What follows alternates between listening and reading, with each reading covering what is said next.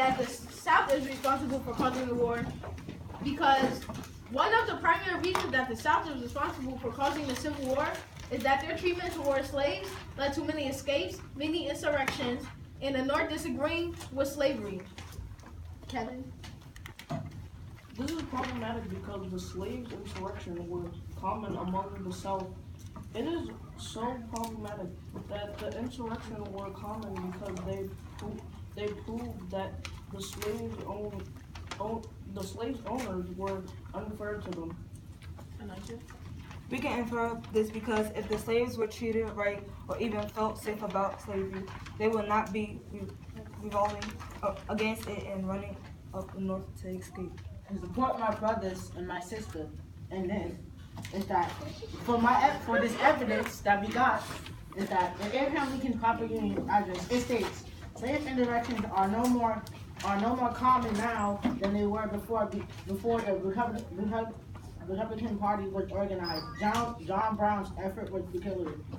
It was not a slave insurrection. It was an attempt by white men to get up a revolt among slaves, in which the slaves refused to participate. I would like to say, you are saying that our slaves were treated unfairly, but how can you say that when you had factory workers that worked in long conditions and in hard environments that were unsafe for things like their health and If the slaves really felt this way, then why are they running to escape slavery? And also, once they are all grown up, why do they have to buy their way out of slavery? Why are they treated like animals if they are supposed to be free? If you are free, you should not feel or captured. The slaves don't feel free because they aren't, and the only word that happens is to benefit the slave owners, which was inequality, which was the reason why the North disagreed with South ways. That was part of the reason why the South caused the Civil War. can you repeat your statement again? Um, And explain it more. I said, if the slaves really felt this way, then why are they running to escape slavery? And also, once they are all grown up, why do they have to buy their way out of slavery? Why are they treated like animals if they are supposed to be free? What do you mean by treated by animals? Because they're often whipped if they're, as a matter of fact, I'll find it. They're often whipped if they try to escape, and like right here. Tom spoke in a mild voice, but with a decision that could not be mistaken. Legally shook with anger, his greenish eyes glared fiercely, and his very whiskers seemed to curl with passion. And to add on, if you are free, you should not be able to feel like you're captured or by somebody. And also to bring some more the claim you should not be treated like animals, because who wants to be treated like animals like work for somebody who's lazy, who is lazy and all. And you would know how I know they're treated like animals? Because you would kick a dog if your dog is doing something wrong. Like sometimes you see people kicking a dog. But right here, in Harriet Beecher style Uncle Tom's Cabin 1852, in the second paragraph, last sentence, it states, "Ain't your mind now, body and soul," he said, giving Tom a violent kick with his heavy boot. "Tell me." So if you feel like we are treating our slaves like the wrong way, that we are being very violent, why do you invest in what they make? Because since they pick all the cotton and stuff, you guys buy the cotton so that way you can make money off of it for yourself. But actually, when your slaves come up here, we can use the stuff that they made for us to help them by giving them clothes and food. What do they make for you? Can you explain? They may make shirts because of their cotton and other stuff.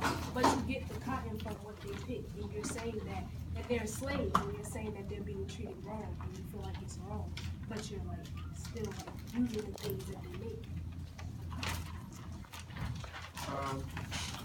I say, well, I really don't get what you're saying because they are like basically like they in this hot sun like all day, like basically like I won't say like 24/7, but like basically like they don't get no breaks like they just in the sun all day like picking cotton and all that other stuff. If they're in the sun picking cotton, then what time do your factory workers get up to go to the factory? That at least they can work inside instead and not in the hot blazing sun. But unlike you said in the sun and working up early, it states in Roger B. Taney major decision Red Scott versus Sanford, that court that the Act of Congress, Missouri Compromise, which prohibited a citizen from holding or owning property of this kind in territory of the United States north of the line of 36 degrees 30 minutes latitude. Which shows that they worked in any condition, no matter what the condition was. And evidence that I found in the packet from a guy named James Stewart, it says that I was never sent to school or nor allowed to go to church. My father is a quiet and old man, and he is used very badly. Many a time he has been kept at work or a whole long summer day without significant food. So that tells me that like basically like the owners, like his slave owners, like got him working all day without feeding him. So like that's basically like treating him bad, like he's an animal. And also, I don't understand why you guys have slavery when clearly in the Bill of Rights it states that that everyone shall be free. Actually, it states in George Fitzhugh, The Blessings of Slavery, where it says the Negro slaves are the happiest in some sense the freest people in the world, which meant they were actually free. But as we said earlier, if the slaves really felt this way, then why are they running to escape slavery? Why are they treated like animals if they are supposedly free? And if you are free, you should not feel owned and captured, which they do. And also, if the white people really felt this way, that if you grow up, you will have all these opportunities, then why won't they do it themselves so that they got more opportunities when they grow up instead of using the slaves? Off what Kenji said, another piece of evidence from James Stewart is that he says that a sister of mine has been punished. A sister of mine has been punished by taking off her clothes. I was beaten at one time over the head by my master until the blood ran from my mouth and nose.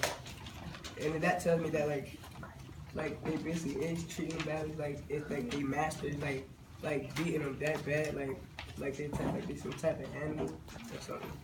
So, Quadir, so you're saying that they actually are free, but they're really not. As you can see inside James Stewart's testimony, is that his sister was punished by taking off her clothes, and he was beaten one time until he was bleeding. So is that really free, Quadir? And also, in the first sentence of James Stewart's testimony, it states, as a slave, I was never sent to school nor allowed to go to church, which denies his religious beliefs. And then he also states, my father is quite an old man, and he is used very badly, which shows that they are treated like animals. Many a time he has been kept a whole long summer day without sufficient food, so they can't stay outside at weather, but they can't eat anything. That also connects to what I said earlier. Can you repeat what you said earlier? Yes, I surely will. This is problematic because the slaves' insurrections were common among the South.